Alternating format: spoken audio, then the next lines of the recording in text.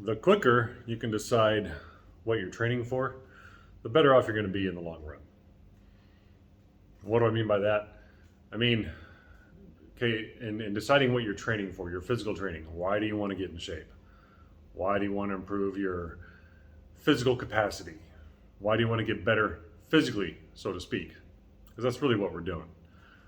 And everybody should be doing that. It's a much better way to live than just letting life happen to you and not paying attention to anything, just kind of letting yourself go. You don't want to be doing that. That is not a good way to go through life.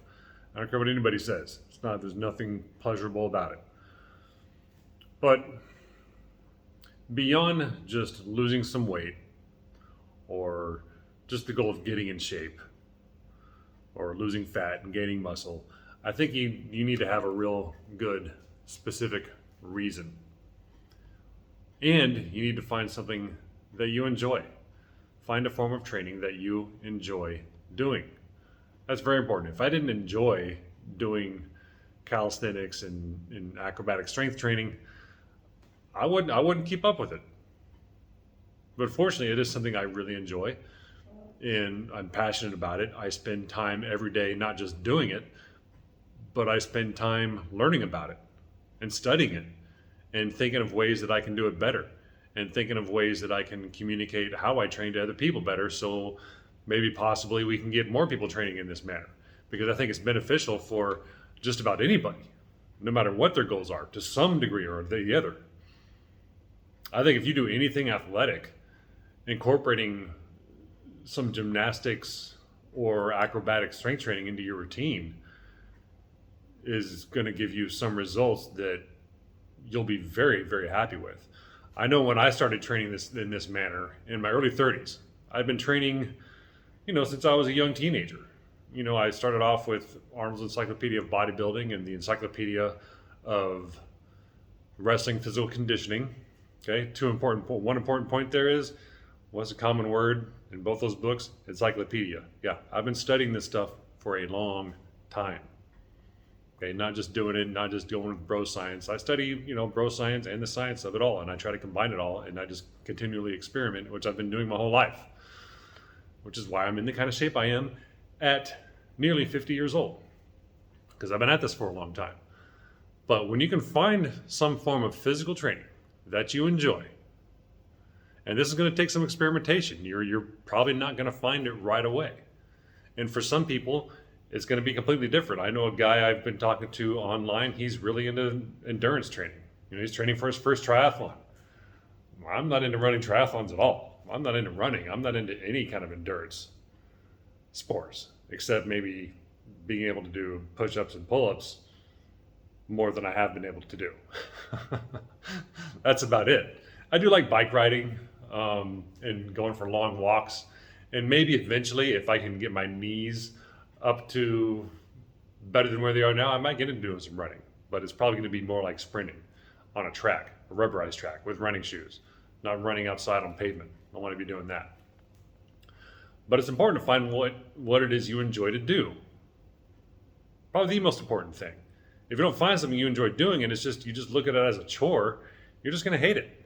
And you may be able to keep going. There's some people that can just keep going with pure discipline and pure motivation despite not liking the process at all. I know, Gary Vee's talked about that. He's talked about not liking working out or exercising at all. And I look at the training he's doing and I'm like, well, yeah, no wonder, dude. You're trying to train like a bodybuilder. Very few people are going to want to train that way, even though most of the fitness industry is still geared towards that style of training. If you walk into any gym, most of it is geared towards bodybuilding, which is kind of a shame. And I think that's why the fitness industry in general has failed the general population, because it has a very, very narrow definition of how to work out and how to train and how to get in shape. There's so many different ways to do it, and ways that are a lot of fun. Maybe you like playing a sport. Maybe you like to play baseball or something, or football, or, tennis, whatever. I may get into some sport later on. I don't know. But I definitely want to be in shape to do it. And you got to train for that. That's a lot different than what the fitness industry likes to push on people. Gain muscle, lose fat, gain muscle, lose fat. Cardio, strength training. Dude, you don't need to do any of that to be in great shape. You can be very strong, have very low body fat. I have abs. I don't work for training abs. I don't train my abs hardly at all. Now, I do plenty of exercises where my abs are worked pretty intense. Okay, if you do L-sits, if you do L-sits on the floor or L-sit pull-ups and chin-ups, trust me, you're going to get some strong abs doing that. You're going to develop some abdominal muscle. You can't not. But what am I trying to say? I'm going to wrap this up here pretty soon because I think I'm losing my track of thought. The most important thing is figure out what you want to do. Find something you enjoy doing that's physical, and then work on getting better at it. That's all I do. I really enjoy the acrobatic style of strength training, so I just focus on that. Is it the be-all, end-all? Is it going to make every area of fitness the most ultimate it could possibly be? Well, no, nothing will do that. But I also think the acrobatic style of strength training is useful for just about anybody, whether you're a bodybuilder or, man, even an NFL lineman could probably benefit hugely from it. That doesn't mean it's going to be the foundation of their training. It doesn't mean they're going to stop doing what, bodybuilder's not going to stop lifting weights the way he does just to do acrobatic strength training or gymnastic strength training and thinking he can get the same results. No, but you can make it a part of it to whatever degree you feel necessary or beneficial and really improve your results. I know I did when I was in my mid-30s. I achieved levels of athleticism that I didn't even know was possible for someone my size. Still, as far as I know, I'm the largest person to ever become any kind of professional flying trapeze artist. And that was an awesome experience, and it was a lot of fun.